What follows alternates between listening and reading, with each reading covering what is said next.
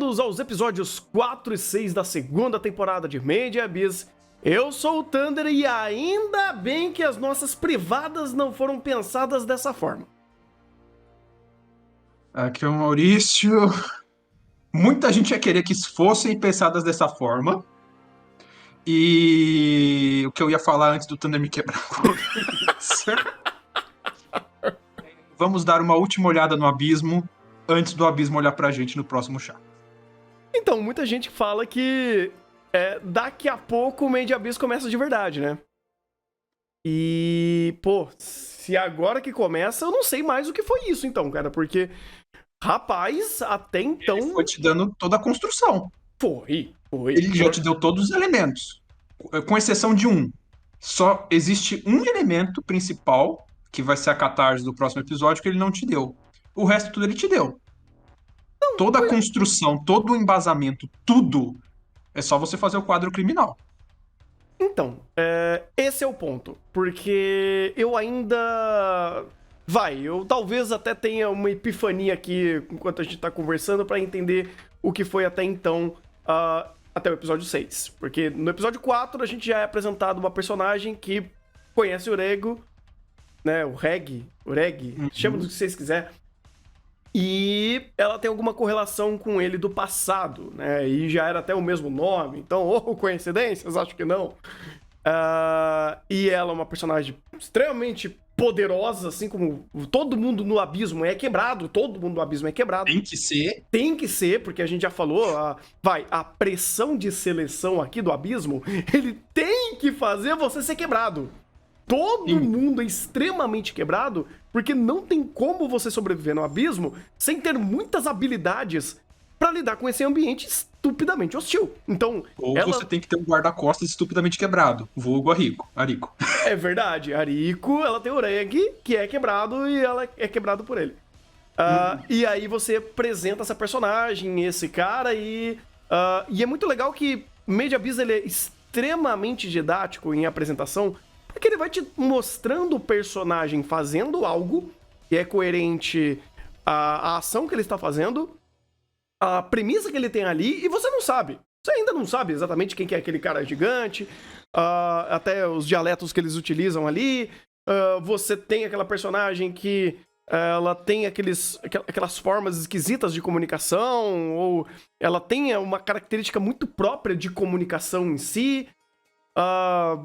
Assim como todos os outros seres que aparecem até aqui, que são extremamente excêntricos e muito próprios na forma de comunicação. Então, você cria esse abismo de distância e dessa deformidade que você vai vendo de cada personagem. É muito interessante, porque ele instiga. Tudo aqui ele tem o seu próprio carisma, tudo ele tem a sua própria ideia, e sempre que apresenta uma coisa nova, ele te instiga. Porque é diferente, porque ele sai do normal, até dentro do normal, que não existe o normal dentro aqui em Made in Abyss, e aí você vai tendo mais informações. Então é interessante ver que, a gente já conseguiu ver habilidades dela, a gente já viu que provavelmente ela é uma das personagens dos exploradores, né, daquela galera que chegou aqui primeiro, há muito tempo atrás, e muitas daquelas pessoas que vieram antes provavelmente se deformaram, viraram parte desse lugar ou morreram, então meio que vai sempre instigando. E eu acho que esses 3 episódios em si, eles foram esse exercício de instigar, né? Tiveram, obviamente, muitos conflitos aqui, mas sempre instigando, sempre te trazendo elementos novos de algo que você tava começando, tô começando a achar mais normal aqui, se é que eu posso dizer dessa forma.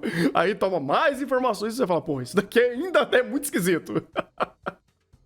Então, né, é interessante isso, porque aos poucos Made in Abyss te faz o paralelo de justamente apresentar isso. E essa sequência de episódios agora, não, Thunder saiu.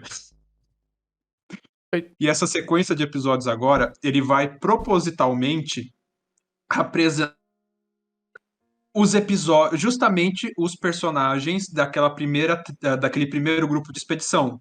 Então, se você for reparando, principalmente quem reparou em nome de personagem, já começou a pegar quem é quem. Uhum. Claro, tem personagens que não são desse grupo, e estão em foco principal e tudo mais, tem muito mais coisa aí. Mas foi bom desse pegar esse grupo de episódios, porque começa com a Fápota, depois a gente vai pro Belaf, não é? E Uhum. depois o Yasukan. Ih, eu vou até ver aqui. Eu esqueci de abrir o My Name List antes. Mas é alguma coisa assim mesmo. Eu ainda não decorei o nome da galera antiga aqui. É, que também é uns nomes muito esquisitos. É o Belaf, Fapta e. Vuelo? Eluco? Ah, não é o mesmo nome. Tem uma galera com nomes muito esquisito aqui. Muito esquisito. Eu não sei exatamente o que é. Porque, querendo ou não, por esses nomes você já sabe, vamos dizer assim, o que está acontecendo. Uhum. E você já tem uma boa ideia de quem é quem ali. Ah, sim. Não sei.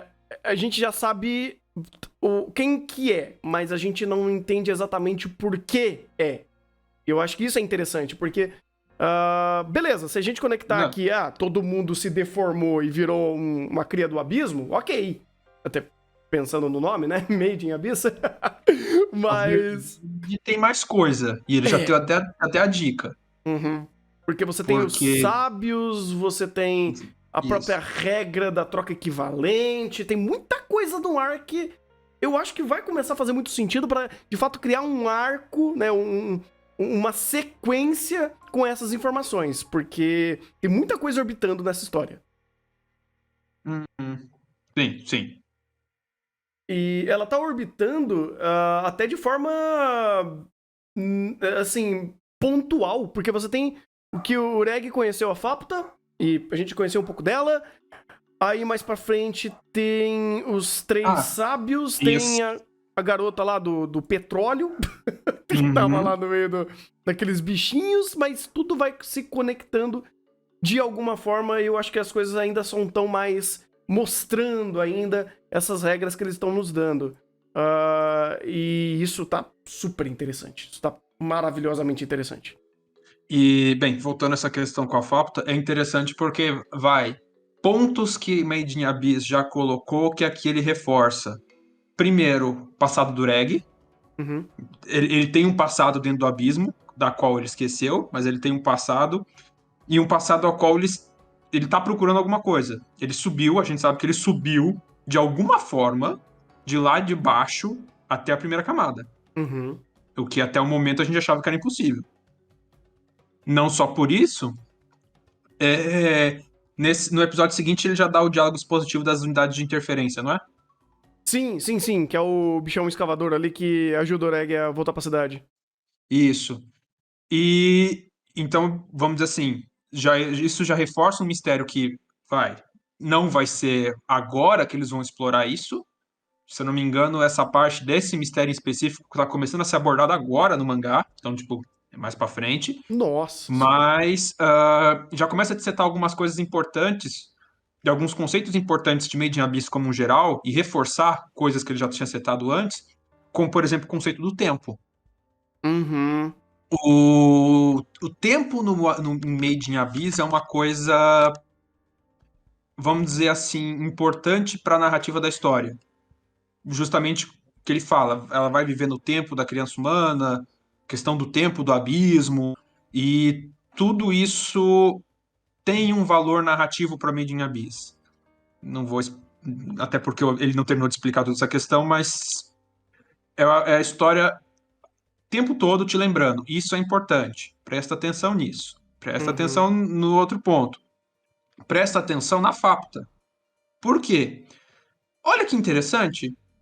O pessoal da Transfigurado, daquela exploração, não pode sair da vila. E a Fapta não pode entrar. A Verdade. Fapta, a Fapta ela tem essa figura humanoide, mas ela se comporta quase como um animal ali. Uhum. Quase como um animal do abismo. E vamos dizer assim, até na forma dela de reconhecer o Reg, né? Uma forma visceral dela dar o cutucão no umbigo e ver o que dá uma lambida ali.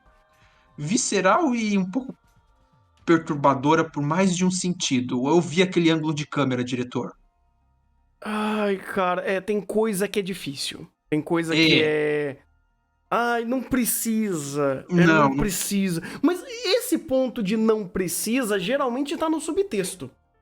sim. E isso daí me incomoda um pouco menos, porque até um ponto que eu até já pegando o gancho de como é escatológico Made in Abyss e como tem muito subtexto problemático, muita coisa que fica só no subtexto. Porque, pô, beleza, tem uma privada autolimpante. O personagem tá racionalizando sobre isso, digamos assim, vendo o copo meio cheio, né? Falando, pô, ela tem essa privada. Ela tem essa função. Ela é útil. Ponto. Tipo, assim... São mais elementos visuais do que elementos narrativos em si. Exato. Se ele botasse um personagem self-insert para se aproveitar das vistas, das visões, ou fomentar isso ativamente no roteiro. Sim. É uma coisa que ela existe visualmente, ela Uhum. existe conceitualmente e tá ali. Até porque, querendo ou não, todos esses elementos visuais que representam genitais ou toda a quinta série enrustida aqui em Made in Abyss, sabe? Você tem a privada com tentáculo, você tem todos os personagens da vila parecendo coisas flácidas, tênis, e não só tênis, né? Mas Tentáculos. tentáculos ou onde o tênis... Putz, peraí, não sei. Eu não sei fazer essa frase. Essa frase é ruim. O oposto ao tênis, talvez? A meia. Não sei. Vocês entenderam o que eu quis dizer? Sabe? Tem Isso porque a Steph, o character design de Made in Abyss, tá fazendo um esforço pra inclusive, acho que dá pra perceber, alguns character design estão até um pouco mais simplificados essa temporada. Não. Justamente porque existe um esforço da Steph de... Epa! Não vamos dar tão na cara assim, não. Não, pois é. Deixa subtexto, sabe? E tudo isso daí é âmbito de construção visual daquele mundo. Existem algumas construções contextuais, mas aí o contexto é até pela própria função. Porque a privada tem aquela função, a parte visual é mais, de fato, a parte morfada dessas pessoas que viraram essas criaturas do abismo, e segue em frente, porque, bem, isso aí é coisa do autor. E esse é o ponto, porque, beleza, o autor colocou essa bomba relógio aí, porque eu não sei se tudo tem função. Realmente eu não sei se todo o tênis aqui tem função. Ou se precisava... Então, alguns deve ter. Alguns provavelmente deve ter. Mas... Inclusive, é que vai... algumas conversas 110 vão ter função muito importante pra narrativa episódio 7. É a única coisa que eu posso dizer sem spoiler. Ok. Porque tudo isso... do jeito que Made in Abyss faz, ele fica na linha tênue de dar merda. Uhum. Mas ele se põe, né? Ele se posta de uma forma que eu acho que é muito mais valiosa, ou tem um valor próprio de tentar, assim, se esquivar desses problemas, por quê? Você não tem nenhum self-insert, já começa por aí. Eu dou graças a Deus, graças a Madoka que não tem self-insert aqui. Todos os personagens, eles racionalizam pro ponto de vista deles em âmbito de experimentação, vivência ou sobrevivência. Aqui. Sim. Inclusive, o ponto de sobrevivência geralmente é o primeiro. Sim. Então você tem um ambiente completamente bizarro. Mas muitas vezes o seu foco tá na questão de sobrevivência daquele personagem passando por uma situação tensa. Uhum. Sim. E então, assim, você... Pode continuar. Não, então, você tem coisas aqui que, tipo, dão essa situação que ela, numa visão literal de símbolos visuais, é esquisito pra caramba. Né? A própria cena da Ariko no beco, pelo amor de Deus.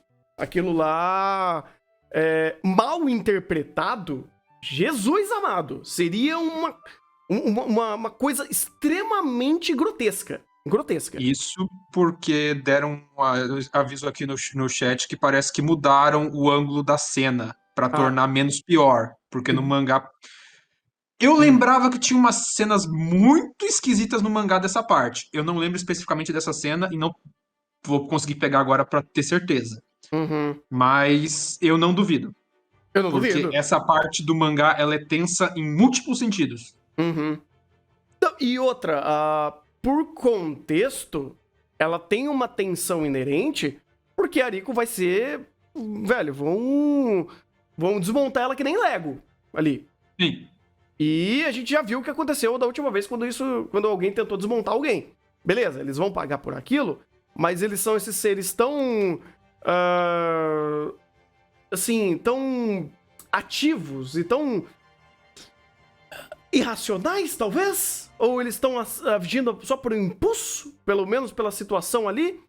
E que o Uma coisa revés nova, né? é uma coisa nova, eles estão há muito tempo ali, eles perderam muito ponto de racionalização, eles não são mais seres humanos, vai, eles são até mais resquícios de impulsos ou de sobrevivência ou de desejos do que de fato ter pensamentos mais racionais. É até interessante que você vê aqui pelos moradores da vila, tem uma distinção grande. Tem alguns deles que não conseguem falar.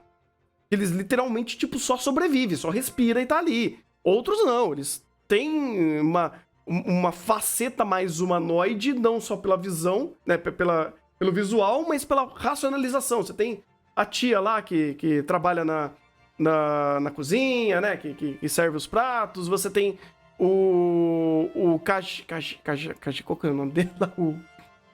Caramba, O relógio velho? Magikage. Magikage. O Magikage é que Ah, ele não tem uma forma humana, mas ele tem um raciocínio mais humano, vamos dizer assim, né? Ele tem uma capacidade de raciocínio maior. Então você tem essa variação. Então quando eu vejo essas criaturas que são mais irracionais e outras mais racionais, umas que não conseguem nem conversar, outras que falam, e aí eu vou dar o benefício da dúvida, eu não sei porque é assim, mas eu sei que é assim, porque visualmente já mostraram, não só visualmente, mas já mostraram várias vezes pra gente que tem pessoas, né, tem criaturas completamente diferentes aqui nessa vila, e algumas, por exemplo, gostam de cortar coisas, ou a outra gosta de ter bichinho fofinho, e a outra literalmente ela tem uma capacidade de raciocínio a ponto dela ser uma cozinheira aqui. Então você tem um leque muito grande de criaturas nesse local que têm habilidades e conseguem fazer coisas diferentes. Então, criaturas mais irracionais que vão atacar a primeira coisa diferente que apareceu, faz sentido. E aí você tem que dar um tom disso daí ser perigoso pra Rico, que às vezes ela é meio otimista demais, eu diria isso. inocente, eu diria. Pois é, cara. Ela é inocente até demais, às vezes. E Uhum. aí, ela cai num bait desse e entra numa situação dessa. Então, a direção vai tentar mostrar isso da forma mais própria, né? Ou pelo menos respeitando a situação, que é ambiente escuro, ela, de fato, caindo nessa armadilha, como essas criaturas são horrendas e a cena tá aí. A culpa de tudo isso, por ter um sentido muito esquisito, obviamente é do autor, e obviamente é que o mundo dos animes pega cenas com esse mesmo contexto e faz coisas extremamente erradas. Extremamente erradas. A gente sabe. Se sabe. E aí vê esse meio de abismo e você fala, meu amigo, isso pra virar uma coisa mais errada em um rentão é um 2. E é problemático. Mas a Steph tá tentando fazer o que dá pra não passar esse exato sentimento, essa exata sensação. Pelo menos eles estão tentando se livrar disso, e é difícil.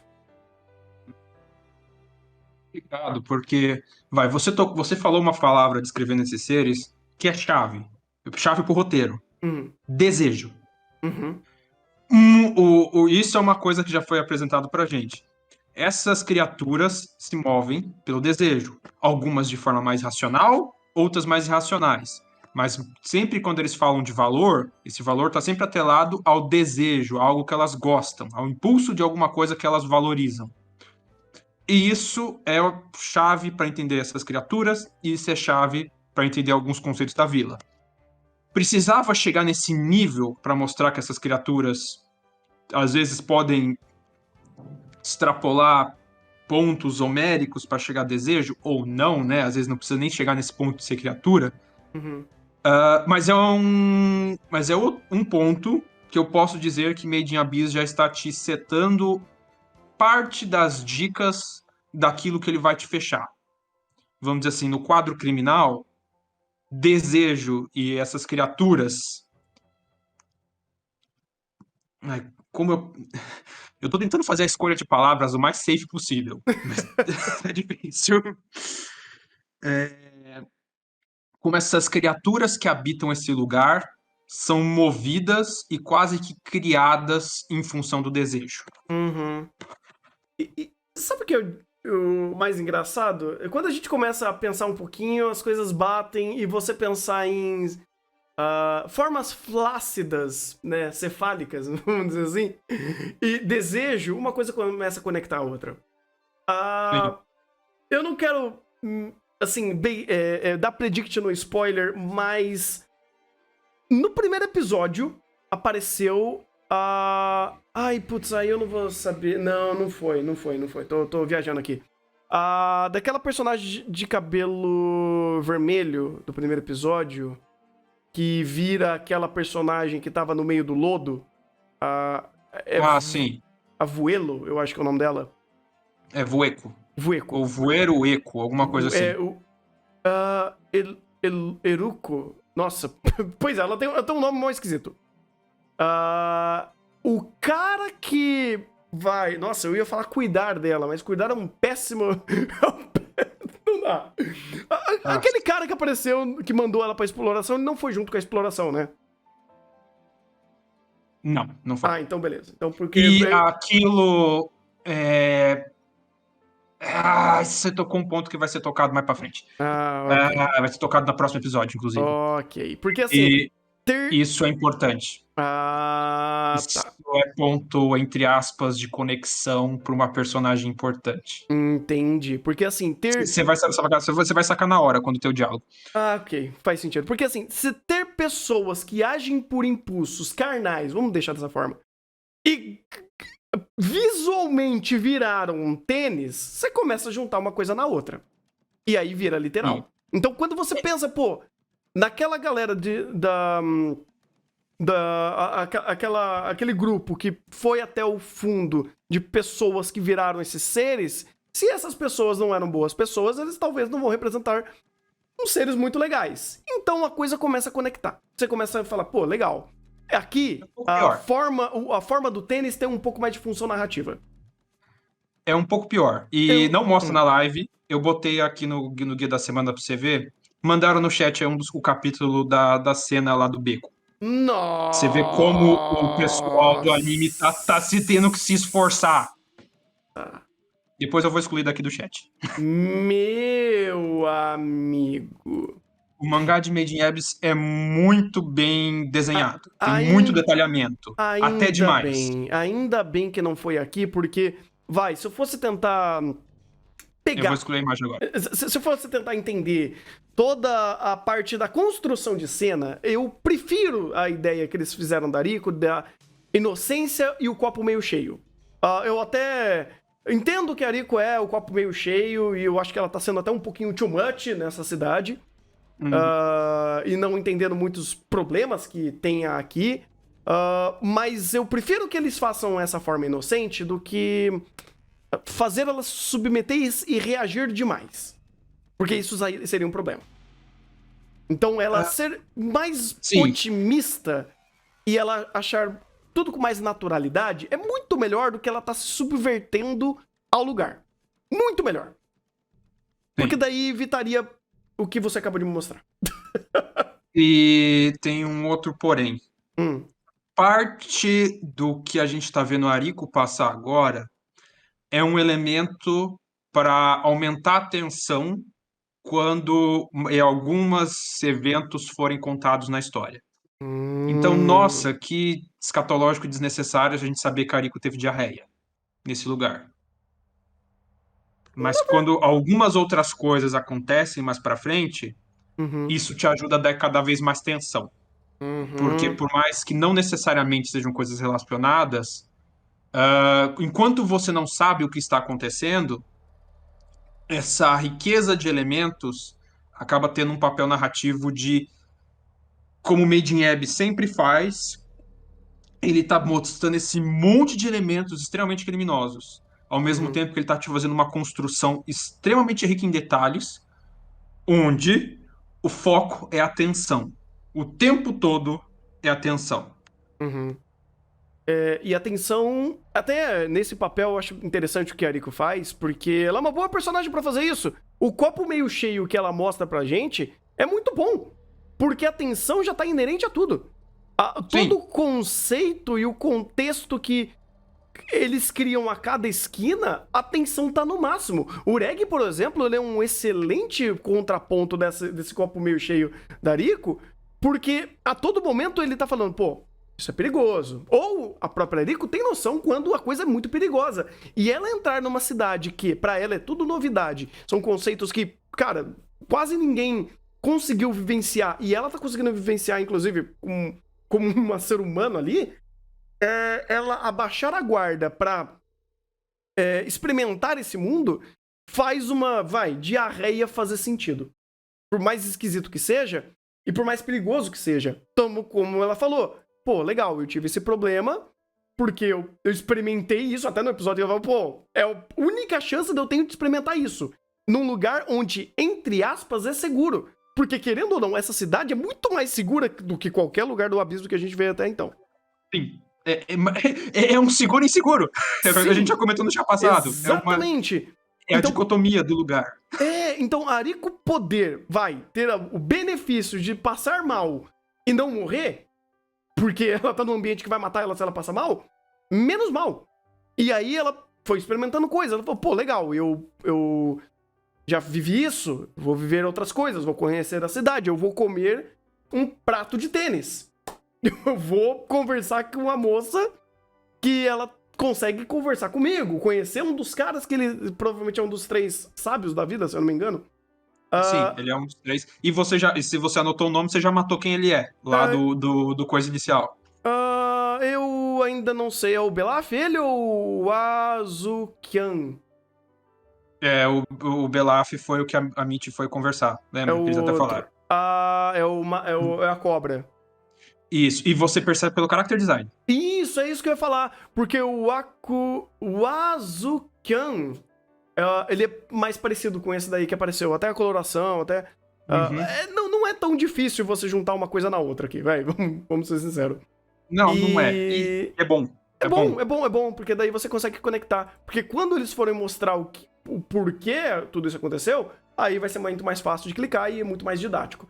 Então, quando ela vai conhecendo todo mundo, e a gente também vai conhecendo, ela fez algo fantástico. Pô, você é a primeira pessoa que eu consigo conversar que ou não é um bicho, é, um construto todo torto, que fala, que tem dificuldade de conversar, mas ainda conversa, ou você não é um bicho rosa que fica falando má, e você é alguém que pode conversar comigo. Beleza, me ensina a conversar com essa galera. E ela começa a aprender o dialeto, ou consegue aprender as coisas. E a Ariko é uma personagem inteligente. Ela é muito bem Uhum. aplicada em conhecimento. Então ela pegar rápido e começar a se comunicar é extremamente vital. E ela se preocupar com isso faz todo sentido. Eu adorei. Tipo, eu falei, pô, fantástico. Tipo, toda a sua. O copo meio cheio de que ela estava vivenciando tudo aqui, ela começou a agir como a Ariko de fato faz, sendo um ponto de racionalidade, de tentar ampliar, sabe? Dar uma jogada, uma amplificada no leque pra conhecer esse mundo. Porque ela, de fato, é uma personagem muito responsiva em fazer isso.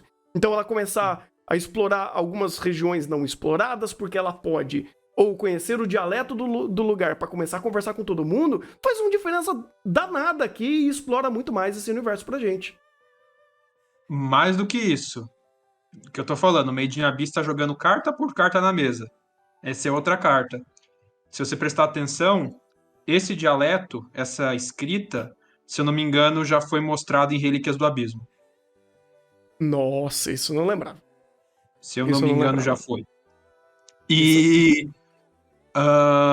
E chat, aí a pergunta que eu vou fazer pro chat que tem uma memória melhor. Uhum. A gente já viu aquela garotinha que tá seguindo o pessoal da tribo, da primeiro grupo de exploração, falar alguma dessas palavras que eles falam na vila, né? Quem? Peraí, qual Não? garotinha? Tá, beleza. Esquece. Qual? Não, sim, chat. Me ajudem. A A, garotinha que do primeiro grupo de exploração. A, a Fapta? não, A que na tava. nativa. Não, o quê? Ah, tá, Putz, chat, esquece o que eu disse. Eu tô agora, na dúvida, esquece o que eu disse. tá. A nativa era Fapta, não. Ela É, fala umas palavras estranhas no flashback, isso. ela fala, mas eu não sei. Porque, inclusive, ela ser diferente de todo mundo aqui me dá a entender que os nativos dessa região, eles foram considerados diferentes pelo abismo. Então eu não sei se isso vai ser levado em conta e pra mim faria todo sentido. Tipo, ela foi pro abismo, teve um tratamento diferente ou morfou diferente de pessoas que eram estrangeiros, faz todo sentido. Pela... Deve ter alguma coisa ali que, pô, pra mim faz mais sentido, porque ela já era do lugar e eles não eram, né? Por mais que ela não era do Sim, sim. abismo em si. Mas ela tava Não, ali não, sim, sim, sim, sim. na borda. Então, algumas coisas eu falo, pô, beleza, tem alguma coisa aí. Tem um dialeto, porque eles já eram uma tribo que viviam ali. Então, eles terem aí algum tipo de coisa conectando com o abismo faz todo sentido. Sabe? Eles viviam ali, então, eventualmente, coisas eram trocadas com o abismo.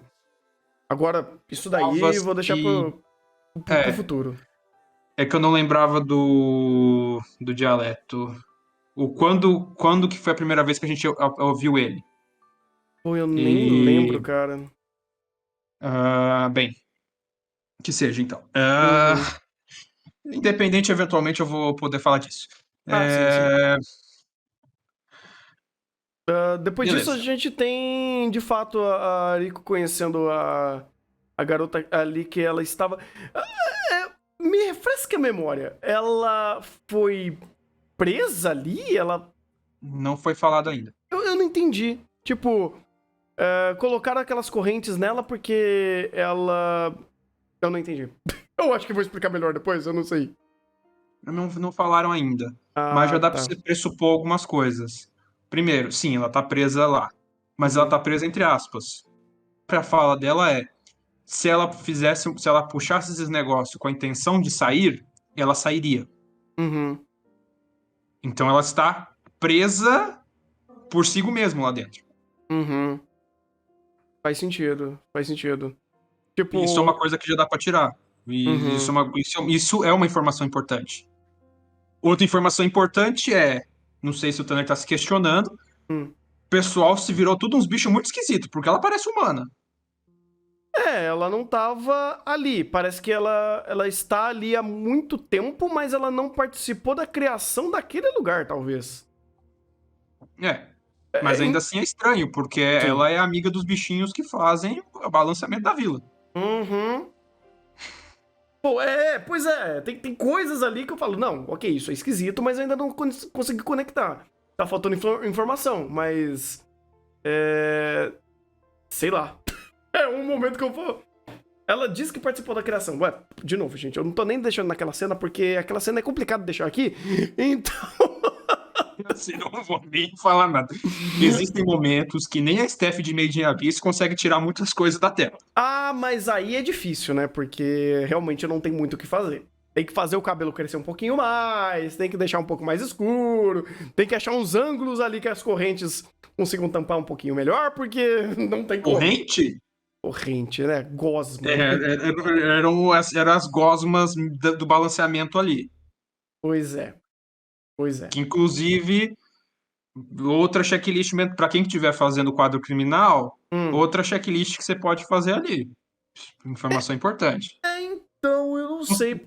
porque aqueles bichos pareciam, de fato, criaturas do balanceamento, mas...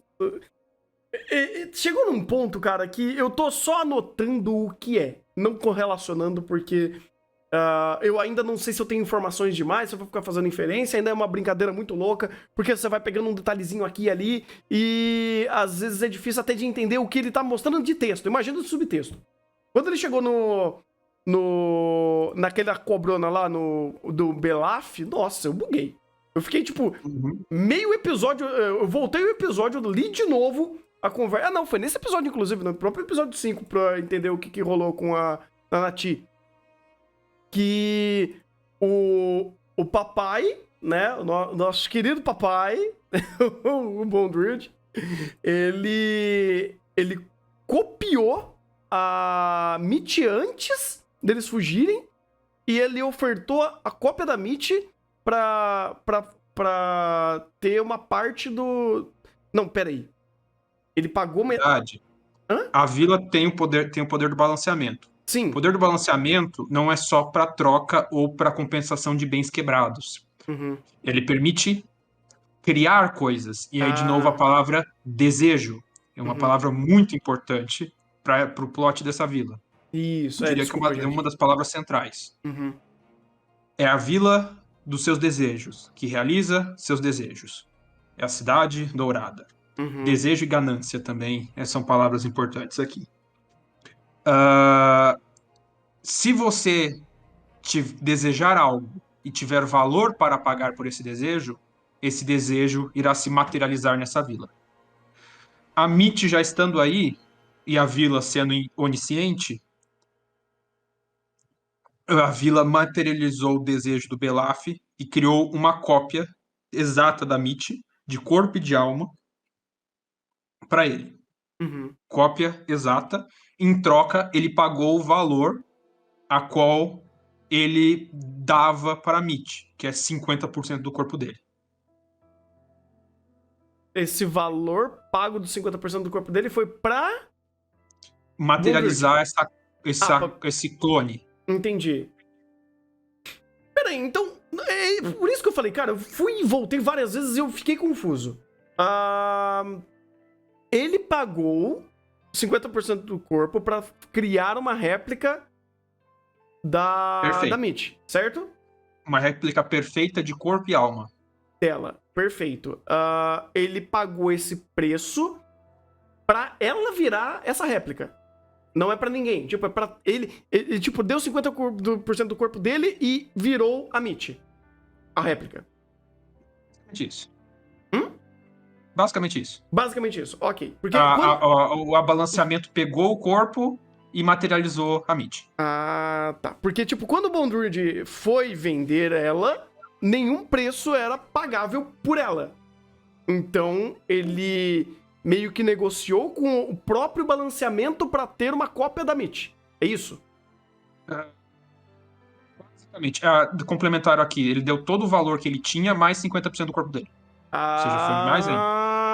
Tá. Entendi. E sim, a ideia foi, o Bondrewd chegou lá com ela, ele quis negociar, só que pro Bondrewd o valor não compensava em hipótese alguma. Ele não ia dar a Mitch em hipótese alguma. Certo. Então, como não dava para conseguir, ele criou a sua própria Mitch. Tá. Agora sim. Só que é a Mitch perfeita, de corpo e alma. E alma. Esse é o ponto. Esse é um ponto importante, porque é nisso que vai dar a catarse também da Nanati, ficar aí, e da Rico reconhecer a Mitch e reconhecer aquela interação que eles tinham quando a Mitch sofreu o acidente lá naquele bicho de espinho. Porque assim, quando você pega nesses detalhes, faz todo sentido o preço da Nanati. Porque ela deu o próprio corpo pra libertar a Mitch de ser devorada por ele, né? Ela se vendeu, sim. Tipo... Só que... sim, exatamente isso. Mas esse é o ponto que eu falei, pô, legal, ok. Se o desejo dela era tão forte a ponto dela conseguir pagar por libertar a Nanati é um negócio maluco, porque ela conseguiu libertar ela, ele não pode tocar mais nela, eventualmente, tipo, isso daí pode acabar enfraquecendo ele, porque ele não tem mais a fonte infinita de alimento dele, e vai os três ficar ali pra sempre, porque ele não vai mexer em ninguém, ou pelo menos na Nanati ele não vai poder Na mexer. verdade, ele pode mexer na Nanati. Não, ele pode mexer na Nanati, mas não na Mitty. Isso. Ah, Ou tá. seja, a Nanati tomou o lugar da Mitty. Que não é. Que é finito. Sim, a priori sim. Ok. Nossa senhora. Sim. Mano, que loucura! Outra coisa também que até comentaram. Ela tá sendo posta sob sedação a tempo constante. Uhum. Por que será? Porque eu não quero ver o que tem atrás daquele paninho. Eu tô tranquilo, eu não quero saber o que tem naquele paninho. Eu tô suave. Tô suave. Não quero voltar a conversar sobre Breath of Fire 4. Não quero.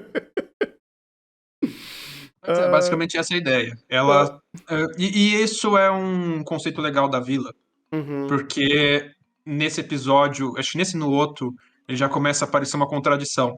Porque quando a Rico conversa com a Vueko, a perspectiva dela sobre a vila é de um local de acolhimento onde o pessoal que conseguiu chegar até ali podia descansar e continuar eternamente sua aventura ali. Uhum. O contraponto do próprio narrador, se eu não me engano, é: aqui é o lugar onde as aventuras acabam. Aqui é o ponto de estagnação, aqui é o ponto final. Daqui, as pessoas, uma vez que entram, não saem mais. Uhum. E a Isso. Mitty se julgou e se vendeu para esse sistema em troca, né, de salvar a Mitty, porque a gente sabe o apelo emocional. Esse é um momento que você, sabendo do conceito, do peso de tudo isso, você entende o peso emocional disso e você entende a cruz e a espada que se colocou aí. Uhum. Porque daí vai Porque. do valor, né? A palavra valor aqui, ela tem muito sentido porque ela vai ser o que honestamente você sente. Qual o seu real desejo, né? Porque se a Mitty, se a Nanati conseguiu o corpo dela valer a libertação da Mitty, é porque o desejo em volta disso era gigantesco. E fazia meio que batia ali o valor que a troca equivalente permitia. Então, porra, é bizarro. Ou até o que aconteceu com a própria Rico. Quando o bichinho dela foi quebrado ali, o Ma, ele pagou por muita parte do corpo dele, porque ela tinha um valor muito precioso. Então, é muito pelo... é algo mais etéreo até, não é um valor financeiro, não é um valor de bens, não, é um valor muito sentimental do conceito do desejo da pessoa, do sentimento dela. Então é interessante ver como que ele vai fazendo isso. Eu não sei até que ponto ele escalona pra fazer essas coisas. Bastante. Imagino, Bastante. imagino. E é aquela coisa, a vila é onisciente para todos que estão ali dentro. Uhum. Então, e essa questão do valor não é só o pensamento daquela pessoa, ela também é consciente do valor coletivo. Então, na questão da Hum. troca, a troca acontece também por causa disso. Quando o mar é desintegrado, as partes dele são vendidas e o valor recebido é baseado no leilão mental a qual as pessoas da vila ali estão oferecendo dinheiro para as partes. Puta, verdade, é Também. muito mais complexo, é muito mais conceitual, inclusive. Sim, Que loucura! Nossa, mas que da hora. mas é uma coisa muito interessante, Sim. porque você tem todo esse mercado de valor e mais para frente depois, quando tem um ataque lá que você tá sendo aí, que é o do apito da Rico, você também tem as consequências disso. Existem Uhum. coisas que têm valores tão extraordinariamente altos, mas tão extraordinariamente altos, que não tem como ser pegas para si, passadas ou vendidas, como foi o caso do apito da Rico. Por isso Então o que cara eu... lapidou, Uhum. esse valor é muito alto para eu ter posse, para eu vender, para eu fazer qualquer coisa. O valor desse negócio é igualável. Então, eu vou. Então, tô te dando aí para você. Faz todo sentido. Faz todo sentido. Porque quando ele foi falando sobre isso, no primeiro minuto eu falei, pô, peraí, só roubaram. Roubou e pra cuidar, sei lá, o cara gosta de colecionar esses objetos, ou sei lá o que que era. Agora, quando você tem esse contexto e fala, pô, por que que ele não roubou, ele não pegou, por que que ele não comprou o apito? É porque é impossível. É meramente impossível. O valor daquilo é bizarro. É bizarro de alto. Sentido E. certo. Sim, sim, porque Quem que faz. é o apito? É, E de exatamente. novo, carga emocional. O anime tá pegando aqueles pontos em que ele enfiou a faca no seu coração as temporadas passadas e tá girando de. Lembra que doía? Uhum. Sim. Oh, sei. E é incrível, porque as coisas vão começar se respondendo, ou você vai entendendo a intenção daquilo. E por isso que o subtexto de Made in Abyss é maravilhoso. Porque se você parar pra pensar, o negócio escalona. Se você vê ali, pô, legal, ele fez ele ajudou a dar uma lapidada. Mas ele não ajudou porque, pô, ele queria, ou ele é bonzinho. Não, cara, ele. Queria. Não, ele Também ele queria. queria. Ele queria também. É o Mas. desejo e é o desejo dele Isso. naquela vila. Exato. Porque assim, ele queria, só que é tão alto pra pagar que não dá pra pagar. Então ele pelo menos vai ter a experiência de ter lapidado e feito aquele bagulho, sabe? Ele não vai conseguir pra ele. Mas. Teria como. Hã? Não teria como. Não teria como pagar. Mas pelo menos, por ele amar aquilo que ele faz, ele vai fazer de bom grado pra tirar e lapidar e tirar o máximo daquele apito. É interessante, é bem interessante. Sim.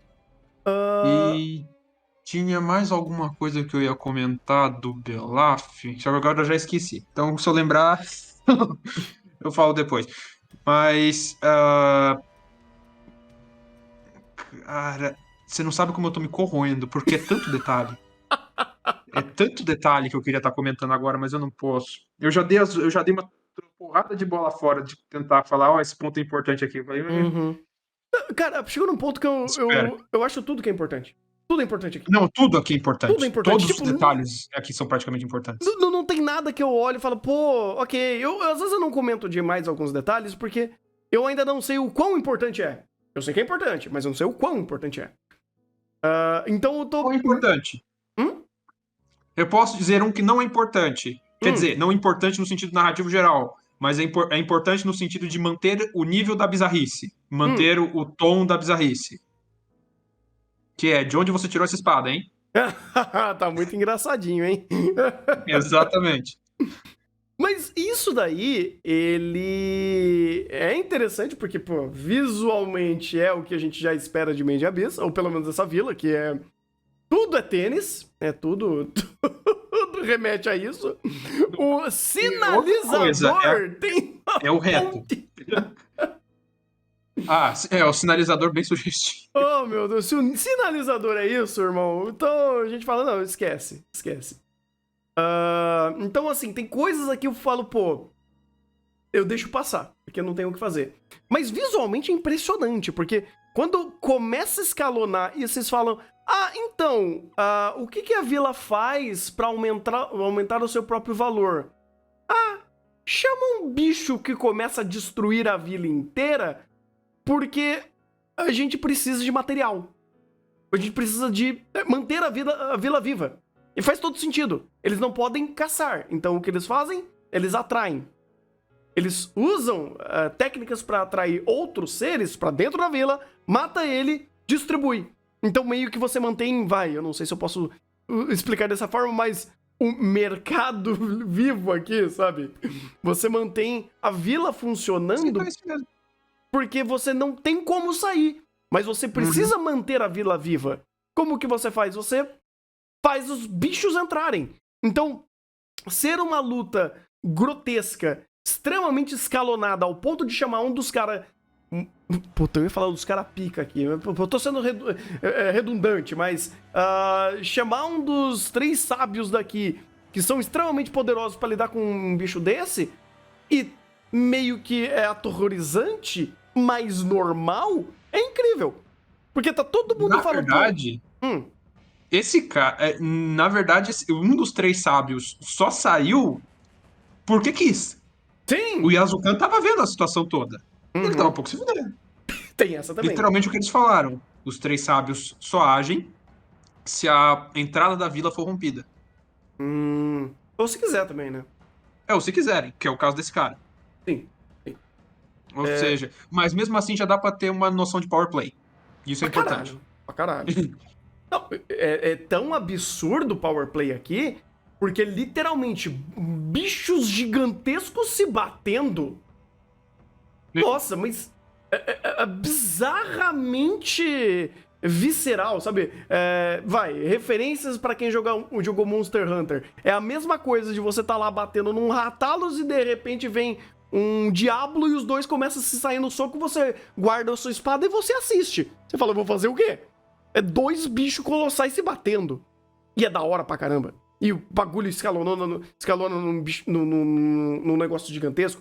Inclusive, é interessante todo o processo de luta contra ele, porque é mais uma segunda-feira pra essa vila, só que essa segunda-feira virou uma sexta-feira 13, né? Porque o bicho era muito mais poderoso e ele já não era o primeiro ataque que ele tinha feito ali. Aí a Ariko falou, pô, peraí. Eu acho que é melhor eu tentar ajudar, porque pra alguém realmente agir, ou até mesmo pra um sábio não tá conseguindo realmente lutar contra, isso vai escalonar e vai destruir a vila inteira, que era um perigo real. E ela fazer um plano de ação foi fantástico. E foi muito da hora o que aconteceu. O que ela precisou? Apenas dar uma evoluída no bichinho grilo, que ele virou um grilo, ficou muito da hora. O Magicard. Sim, o Magicard ficou muito da hora, assim. Que ela pagou o cabelo dela. Ela pagou com o cabelo dela a customização, né? Sim. Sim, né? Beleza. Pra ver se eu não esqueci alguma coisa. De novo, crianças humanas têm valores extremamente altos. Qualquer parte delas. Sim, então usar Apesar o cabelo... de que... Pensa só, 2 braços da Ariko pagava a Nanati. Pois é, até na brincadeira na live eu falei, pô, dava pra dar um siso, né? Dava pra dar... Como que era? Aquele negócio serve pra doer? A amígdala. Amígdala também, amígdala, né, vesícula. Ai, meu Deus, esqueci. Tem o apêndice também. Apêndice, isso! Então eu falei, pô, dá pra ir fazendo essa... escolhendo essas coisinhas aqui. Obviamente, só brincadeira, mas pra ver que ela ajudou, né? Ela fez esse Pip My Rider com o Magica... Meu Deus do céu, deixa eu pegar o nome dele. Magicard. E só pra ela conseguir executar o plano de baitar o bicho, usar ciência pra bater nele, e aí o pessoal atacar pra ela fazer uma abertura, pô, foi fantástico. Foi fantástico. A ideia dela de, pô, tem uma estratégia aqui e usar essa gosma toda pra tirar essa gosma toda e deixar só o núcleo, foi fantástico. Tipo... E, bem, de novo, Made in Abyss mostrando suas inspirações no oceano. Que esse bicho, um animal flutuante com tentáculos que derretem as presas e que, na verdade, é uma colônia de organismos, cada qual com a sua função. A gente tem um bicho que é isso. Que se chama caravela portuguesa. Isso, eu lembrava que o nome de caravela, não lembrava da onde ela era. Ela não é de Portugal, inclusive tem muitas dela no Brasil. Elas querem roubar nosso ouro também? Elas querem te queimar na praia. Inclusive, a Tenoyusha seria um counter nesse momento, e só nesse momento a Tenoyusha seria um counter de Made in Abyss. Por quê? Porque o principal predador das caravelas são tartarugas. Nossa grande tortuguita, nossa senhora. Somente nesse momento. E boa minha referência de anime ruim pra tentar a mente nisso. Tá ótimo. Eu ia falar que a Ariko usou o cabelo dela melhor do que o Shio em Summertime, mas deixa pra lá. Deixa pra lá. Eu não tô, eu parei de Summertime, eu preciso voltar, então não. Tá bacana, deu uma melhorada legal nessa segunda parte. Mas, pô, eu gostei muito dessa sequência, cara. Ela foi extremamente bem animada, ela foi extremamente engajante. A ideia da Ariko foi, até onde eu percebi, fez todo sentido. Dela usar a explosão pra separar a colônia, né? Aquela gosma Sim. do núcleo. Pô, eu achei super interessante, cara. É até a mesma forma que escalonou, porque, pô, legal, o bicho. Vocês ganharam do bicho, vocês não tinham informação do que ele era ou como funcionava. Vocês, pelo menos ela só conseguiu prever o que ela tinha visto. Tem o núcleo, tem essa gosma. Uma coisa junta com a outra, você separa, você destrói o núcleo, a gosma dissolve. Plot twist, a gosma é uma legion. É uma caravela portuguesa. Cada Sim. partezinha ali é um ser que vai agir de forma independente se você destruir o núcleo. E aí você dá a deixa pra Ureg Paladino aparecer, né? A skin de Paladino dele, fantástico, bonito. E, na verdade, outra coisa, contextualizando o Abismo, nossa, a gente ficou duas partes do anime falando, nossa, os apitos brancos. O que é tão diferente dos apitos brancos pros outros apitos que tornam eles tão especiais? Além de ativar a bolinha que desce. Uhum. Ativar relíquias do Abismo. E aqui a gente tem o Uhum. primeiro ponto de exposição do poder do apito branco e do significado do apito branco. Uhum. A Ariko E já só complementando. sabia? Hã? A Ariko sabia que o apito ativava a relíquia, certo? Sabia, mas o apito dela é o que eles falaram quando ela entrou na vila. O apito dela não estava na forma de um instrumento musical. Portanto, o som dele não era forte o suficiente para fazer isso. Faz sentido, porque... Agora, ele adquiriu o seu formato adequado. Uhum.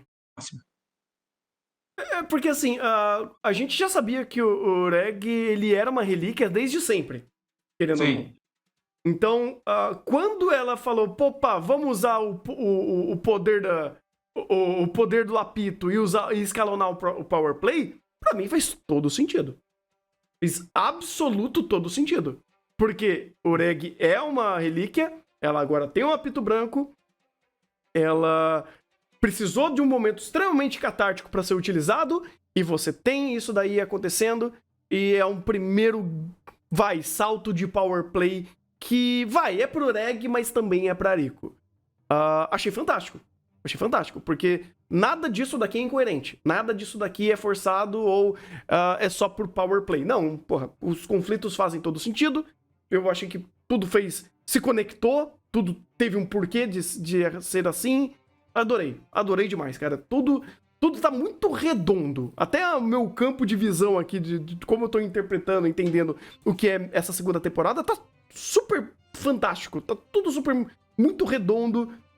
Causas e consequências, regras, como que as coisas estão andando, como as ações estão sendo tomadas, respeitando tanto perspectiva de personagem, conhecimento que eles têm em mãos, ou até o próprio power play que foi usado nesse episódio. Pra mim, cara, tá redondinho. eu ia fazer dois comentários. Um, acho que gente no chat perguntando se a água-viva derrete coisa. A digestão desses grupos de animais, né, esqueci o nome do grupo deles. Selenterados, quem que era?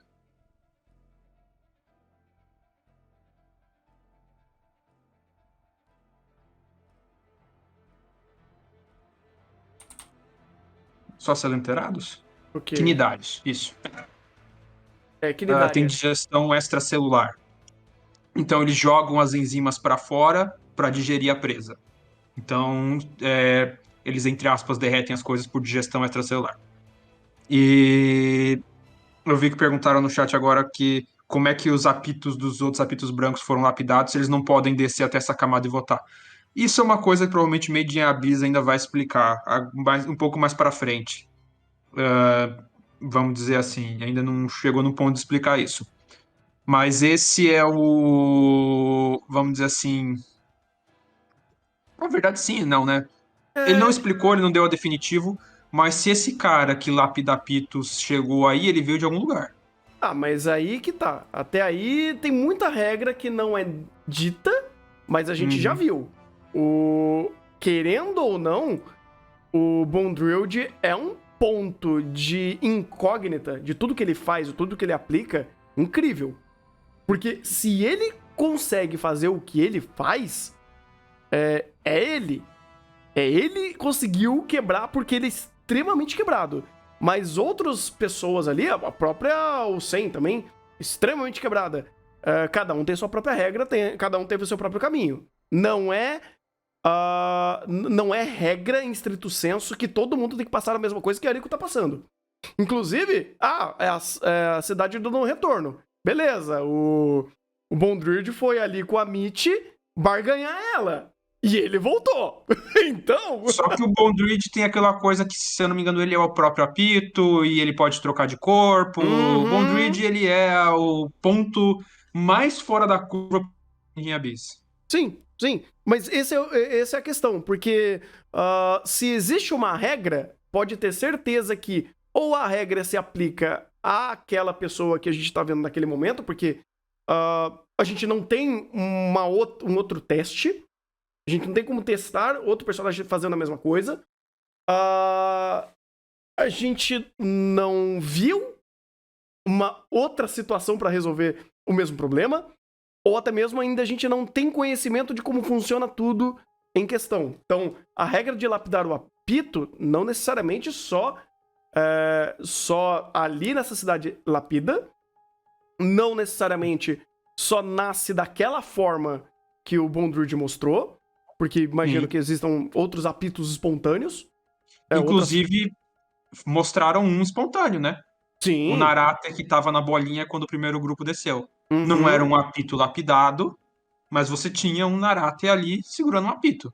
De alguma Exatamente. forma, aquilo surgiu espontaneamente. E se eu não me engano, o Bondurant falou que a forma como esqueci o nome da garota que se morreu pra virar o apito da A Rico, Prushka. morrer. Hã? A Prushka. Pruska. Prushka. Isso. Aquilo ali também não foi a forma mais normal daquilo acontecer. Uhum. Então, assim, Então, tem muita. E isso que é interessante, porque Made Abyss ele te dá uma regra, mas em nenhum momento ele fala que é a verdade absoluta. E ele sim. faz isso de uma forma muito consciente, porque o mundo é muito misterioso e ele mantém esse mistério, ou a regra. A primeira regra que ele te deu, ela não é a última, nem é a exata. Sabe? Pode ter outras formas de acontecer a mesma coisa. Então, outras formas de criar uma relíquia, outras formas de criar um apito branco, outras formas de sair desse lugar. Porque tem muita coisa que tá acontecendo que não foi vivenciado antes. Ou tem muitas regras daquele mundo que elas são tão inacessíveis e as regras ditas até então é uma regra vivida, uma regra vista, não uma regra que o mundo te contou. Não é que nem um monte de anime que, o personagem falou que X é igual a 2, então X será igual a 2 para sempre.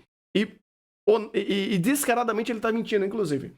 Então, aqui não. Tudo que ele te mostra é uma situação que aconteceu, mas juntando com outras, e você vai fazendo as conexões das próprias regras que ele vai falando, você vai montando o quadro criminal na sua mente e vai fazendo sentido. Por isso que eu falei, até onde eu vi no sexto episódio, né, até o sexto episódio da segunda temporada, me parece muito coerente tudo que tá sendo mostrado. Todo o texto, todo o subtexto, as regras que eles estão montando, nada foi quebrado ou foi muito articulado ao ponto de quebrar minha suspensão de descrença e falar, não, isso daqui é um Deus Ex Machina pra dar um avanço pra história ou pra dar um poder pro personagem que ele não tem. Pra mim, cara, tudo que foi a Rico procurando conhecimento, tendo alguns reveses ali na cidade, usando a própria regra da cidade para conseguir bolar aquela estratégia, chamando e ativando o modo paladino do Reg, que eu adorei usar esse nome. Pra mim, cara, tá tudo coerente, tudo sendo respaldado previamente e tá sendo extremamente interessante de acompanhar essas novas coisas que estão aparecendo E como vocês estão dizendo, né, que já conhece a novel, o material original, o mangá no caso, tá falando, a partir do próximo episódio, Made Abyss começa. Eu tô extremamente ansioso pra ver esse começo. Não é que começa, é o ponto de catarse em que ele vai jogar os pontos na mesa e você vai bater o quadro criminal quase inteiro e falar, ele já estava dando prévia disso, e uma série de detalhes que você passou desapercebido. Cara, eu quero muito fazer isso, porque Made Abyss é fantástico de você assistir e depois você reassistir com contexto. Quando você reassiste Made Abyss com contexto, tem tanta coisa que bate. Nossa, é ridiculamente responsivo. Eu reassisti a primeira temporada pelos filmes. E quando as coisas foram mostradas e se encaixando, eu falo, mano, tem coisa que ele está lá desde o primeiro episódio. O conceito de relíquia, como o power play vai funcionando, as regras do abismo, algumas regras que, inclusive, elas são mais estrito senso de fato, por exemplo, o véu do abismo. Cara, é ridículo. É ridículo como eles conseguem respaldar tudo isso, velho. É muito bem pensado. O autor, por mais maluco que seja, não sei se maluco é um bom adjetivo, eu acho que é problemático algumas coisas que ele gosta de fazer, alguns formatos que ele gosta de fazer, mas ainda assim o cara é um gênio de escrever mundo. O cara é um gênio de estabelecer regra. Uhum. Sim. E não só regra, construção. Sim. Construção de tudo. E ele conhece muito bem as limitações do próprio formato, né? Cada formato literário tem suas limitações e vantagens. Uhum. Ele conhece muito bem as limitações do mangá, então ele faz muito bem o que ele faz lá. E a Steph faz muito bem, entre aspas, né? No mangá, me desculpa, eu não consigo passar muito pano. É doentio. Ele é um gênio e doente, vamos dizer assim. É uma coisa que depois eu vou querer comentar no final, no chá final dessa temporada de Made in Abyss, como o nome Made in Abyss, eu não sei se foi proposital ou não, mas é muito próprio. É fascinante olhar para o abismo, de fato. Mas falando mais do anime, no Uhum. anime em si, que construção audiovisual incrível. Porque eles Uhum. pegam esse roteiro, que já é muito bem amarrado, muito bem construído do mangá, pegam os sketches, a forma geral dos cenários do mangá, que são muito bem detalhados, e dão mais. Que eu já falei, cor, o fato deles darem cor aqui já é um ponto de para você prestar atenção de coisa que está construindo o roteiro. Música, que o Kevin Penke está fazendo aqui para dar tom em situação, sensacional. E tudo isso se constrói numa única narrativa que, na boa, são poucos animes que conseguem aproveitar tão bem o formato audiovisual e usar todos os recursos do formato audiovisual de animação para contar sua história que nem Made in Abyss faz. Porque ele Uhum. usa todos os recursos audiovisuais para a construção de roteiro. O roteiro de Made in Abyss é falado, vamos dizer assim, é tocado, é ilustrado, é colorido e é o tempo todo mostrado na sua cara, em Uhum. todos os aspectos. Seja para simplesmente dar o tom da cena, seja para ser um foreshadowing, seja para ser uma construção de mundo, de coisa que vai ser respaldada lá na frente. E é por isso que eu digo, nesse momento de catarse, que inclusive não vai ser o episódio 7 só. Quem já viu já sabe. Dobradinha, 7 e 8. Que ele vai estar dando agora, com exceção de um ou dois elementos que a gente ainda não tem, todo o já foi contextualizado por diversas formas possíveis. Seja conceitos, significados de palavras, construção de cenário ou comportamento de personagem. A gente já tá com o quadro criminal quase todo pronto. Pois é, cara, nossa, é arrepiante. É arrepiante o que eles fazem. Uhum. Porque É muito difícil. É muito difícil fazer isso. É muito difícil, Sim. muito difícil, muito difícil. Tipo, fazer o que o Made Abyss faz, cara, é muito difícil. E fazer não só o que ele faz, mas com a qualidade que ele tem é muito difícil. Sabe, Made Abyss ele é um anime muito fora da curva, velho. Você tem poucos animes que eles são tão profissionais quanto ele. Sabe, sei lá, esse ano a gente tem, nesse nível, nesse naipe, a gente tem Osama Rankin, Kaguya e só, hein?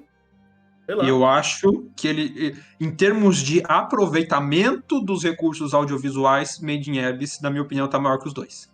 A gente pode discutir outras questões de roteiro, de narrativa, mas talvez, de sim. utilização ao máximo possível dos recursos audiovisuais para contar sua narrativa. Olha, pouquíssimos animes chegam nesse nível. Sim, sim. É porque é muita coisa diferente também. É um universo completamente próprio. Ele cria um mundo mais tão palpável. vivo. E também. Porque o que mais...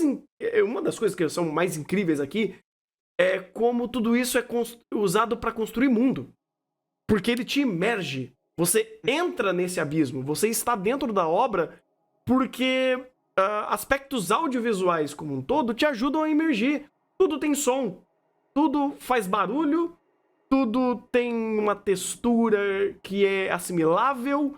Personagens se movem. Tudo é muito agradável. E não só agradável, mas desagradável. Porque quando ele cria alguma coisa que te gera nojo, que te gera repulsa, também ele está gerando imersão.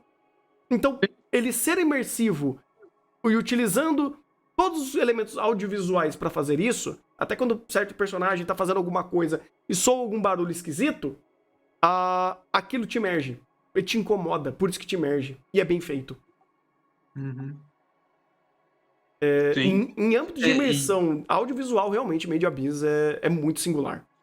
Entra a piada que eu fiz do Gore Kawaii. É o Gore Kawaii. É extremamente grotesco algumas cenas, ao mesmo tempo que é muito instigante e atraente visualmente. Uhum. Muitas vezes bonito. Um dos ápices disso é aqueles jardins de flores brancas que a gente volta e meia vê na série, que na verdade são aqueles insetos mortíferos. Sim. Cara, aquilo ali é uma das coisas que mais resume Made in Abyss. Lindo, impressionante, instigante e altamente letal e repulsivo. Sim. É muito único. Eu amo o Made Abyss por conta disso, cara. Ele é muito único no que ele faz e ele é muito competente nisso. Eu dou todos os méritos da produção porque que obra fantástica, cara. E é difícil. E é difícil pra caramba fazer Made Abyss. Parabéns pro Kinemacitos, parabéns pro diretor, parabéns pra todo o staff. Vocês estão mais uma vez, de novo, criando mais uma etapa dessa história que é extremamente da hora de assistir, extremamente incrível, como você me abraça, me imerge e me traz essa história que, cara, quanto mais você olha pro abismo, mais você quer olhar, por mais assustador que seja. De fato, é uma das coisas que eu ia comentar no chá final de Made in Abyss. Uhum. O nome ser abismo é fantástico. É fantástico. Porque, de fato, é um abismo. Em mais de um sentido da palavra. Sim. E é muito instigante observar o abismo. Uhum. E ele te olha de volta algumas vezes. Se olha. Se olha. Cara, eu acho que Made in Abyss é um nome perfeito pra esse anime. É extremamente incrível. Se tem um nome bem pensado, que ele é muito mais profundo do que parece, é esse nome. É fantástico. Sim. E é isso. Mais alguma coisa pra falar desses episódios? Tem muita coisa pra falar, mas eu vou deixar pra recapitular do 4 ao 6 quando a gente estiver falando do 7 ao 8. Porque daí eu consigo pegar o nitpicking de todos os detalhes que ele já falou e fazer a conclusão no chá do 7 ao 8. Eu tô com medo de terminar essa temporada, ou pelo menos terminar esses episódios e ter que reassistir tudo. Ele vai fazer eu fazer isso. Provavelmente. Sim e não. Porque alguns elementos você vai sacar de cara no próximo coisa. O que ele construiu. Outros eu dou spoiler no chá. Ótimo, ótimo. Está sendo extremamente complicado para mim ter que escolher as palavras para falar desse chá. Porque eu já, de certeza, sem querer, já soltei um monte de spoiler pela uma escolha equivocada de palavras ou por empolgação ao falar de certos temas aqui. Desculpa. Na verdade, não, Mas cara, tá tudo ali. Assim, às vezes você usa o termo só que reforça alguma coisa, mas não tá longe. Por exemplo, o conceito de desejo.